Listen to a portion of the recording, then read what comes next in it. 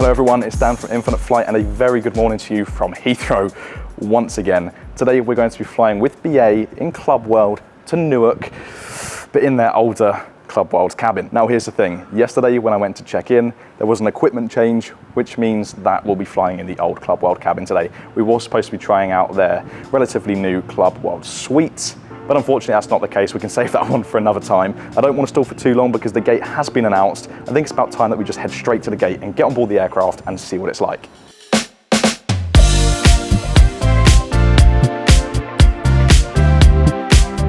After filming the intro, I quickly realised that I was running slightly late, which meant that I had to rush to the gate to make the most of the priority boarding.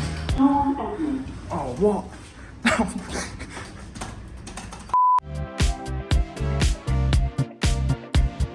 I decided to spend my morning in Terminal 5B, as the BA lounge there is a lot quieter than those in the main terminal. I didn't think that this would be much of an issue, as the long-haul flights usually depart from the B and C gates. However, BA pulled a cheeky trick on me and decided to board this flight all the way back at Terminal 5A, which for wide-body flights only means one thing: we're being bussed to the aircraft. I just about managed to get there in time to squeeze onto the first bus and make the most of the priority boarding. So running from the B gates back to the A gates thankfully paid off, and I didn't break a sweat for no reason. Check this out, boarding via the steps next to this huge GE90 engine.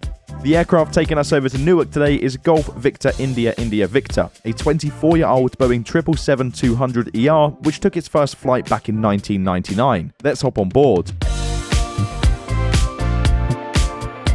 Here you go then, welcome to BA's old Club World cabin with its yin-yang style configuration that a lot of people have mixed feelings about. It's kind of strange. Yeah, it's strange, right? I've never seen this before. We could be best friends for the flight. Yeah. Our seat for this flight is 11K. We'll take a closer look at the seat once airborne, so let's get comfortable and prepare for takeoff.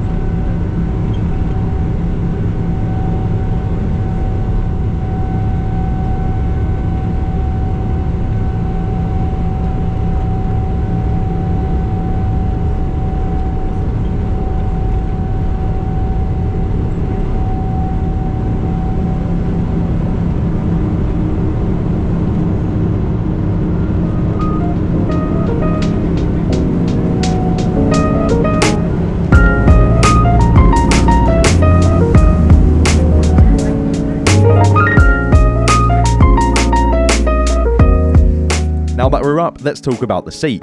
As I mentioned at the beginning of the video, there was an equipment change from BA's new and quite frankly stunning Club Suite to their old Club World cabin, which is unlucky because most of BA's 777-200s have already been retrofitted with the new cabin. As frustrating as this is, let's have a look around this old business class seat, which was the first of its kind in the world to be able to transform into a fully lie-flat bed.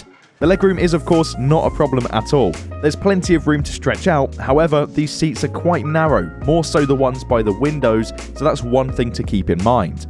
Straight ahead you'll find the footrest, which simply folds down like so. This part of the seat also makes for a part of the bed when you put the seat into the lie flat position. Now the awkward thing about this yin-yang configuration is that when you're in a window seat or a seat in the middle of the cabin, you're faced with a small task, which is you have to climb over someone's legs when you want to access the aisle if they have their leg rest down. And if you're in an aisle seat, you don't really have much privacy, as you can see. Lots of people have their fair share of opinions on this, which is completely understandable, but in my honest opinion, it's really not that bad at all when you take into account the age of this cabin and the fact that it was the first of its kind. It's not like it's a new product. Yes, BA could have iterated on this over time, but I can imagine with this type of configuration that this is quite a difficult hurdle, get it, to iterate on. Having said that, the new cabin is rolling out fast, and this old Club World cabin will soon be retired before you know it. Taking a look down, you'll find the only storage compartment that comes with this seat. It's quite shallow, so I wouldn't plan on storing too much here. We'll take a look through this amenity kit a little later on in the video. Keeping our focus around the floor area, you'll of course find that handy life vest in case you fancy a quick dip in the Atlantic. Working our way through the rest of the seat then, you'll find the decently sized tray table, the chunky but updated IFE which has lots of options to choose from, the seat controls, the divider that stops you from awkwardly gazing at your neighbour, the IFE controls, a USB-A port for charging, a reading light, another charging port, a large pillow, a pair of headphones, a safety card, and the menu for the flight which offers a pretty generous selection of food and drinks. Speaking of which, let's take a look at the food that BA served on this flight before we put the seat into the lie flat position. To get things started, the crew initially came around with some nuts and a drink, followed by the starter. I went for the smoked salmon with a poached prawn, pickled cucumber, salad, and a selection of breads. This was very delicious, which gave me the hint that the main course would be just as good, if not better. Seeing as today's flight took us over the Atlantic, I thought it'd only be a suitable choice to go for the grilled North Atlantic cod, served with Bombay potatoes, 5-spiced broccoli, wilted spinach with black pepper infused tomato and coconut sauce. Let me tell you, this was so good. So good in fact that I couldn't make room for dessert. So later in the flight when it was time for afternoon tea, I just decided to go for some seasonal fruit as I was honestly quite full. With food in mind, if you do get a bit hungry throughout the flight, there's always the small bar that you're allowed to go up and help yourself to at any point. Whilst we're up, let's take a quick peek into the lav. As you can see, it's a decent sized toilet, but nothing to get too excited about. BA provides some soft face tissues as well as regular tissues to dry your hand, along with a charging port and some white company amenities. Speaking of amenities, let's take a look at the leather amenity kit by the White Company.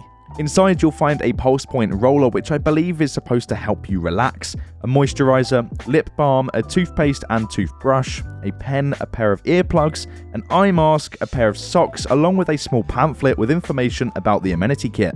Alright, now for the part that you've all been waiting for, let's transform this seat into a lie flat bed. It's really not that complicated and it only takes a few minutes. The first step is to grab your duvet kit and set it aside. Next, all you have to do is press and hold the lie flat button, which fully reclines the seat. And yeah, in the process, I did completely crush my menu. Once the bed is flat, you simply pull down the footrest, which we talked about earlier in the video, and then just throw on your duvet kit. It's that simple. Well, for the remainder of the flight, I decided to crack on with some editing to burn some time. The video that I'm editing here is now live on our channel, and you can view it by pressing that card in the top right corner of the screen now. But don't do it yet, wait till the end of the video because we're not quite finished yet. I believe we've covered more or less everything now, so let's fast forward and prepare for landing. Unfortunately, we weren't blessed with the skyline of New York City for this approach, but either way, be sure to rate this landing in the comment section below.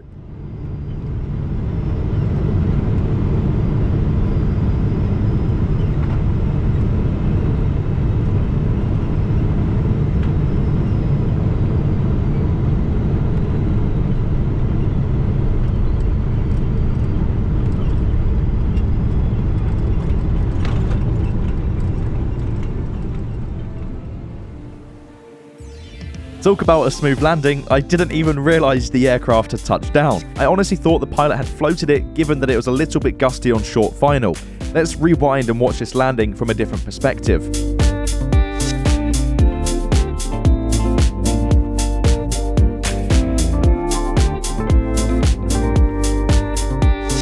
Now that has to be a 10 out of 10 landing. Hats off to the pilots. That aside, welcome to Newark. This was a really nice flight despite the fact that it was the old cabin. Honestly, I can see why people nitpick about certain things when it comes to the old seats, but they do the job and it's still a very comfortable seat to fly in. The crew were super friendly and the experience was great from start to finish, with the added bonus of boarding the aircraft via the steps back at London Heathrow. If you find yourself flying in the old cabin, don't sweat it, just enjoy it. It's still a nice seat and the food was divine. Anyway, that brings us to the end of this video. Be sure to drop a like if you enjoyed it and consider subscribing if you're new around here. Let us know if you've ever flown in BA's Club World and share your experience with us in the comments. It's been Dan from Infinite Flight and I'll see you in the next one.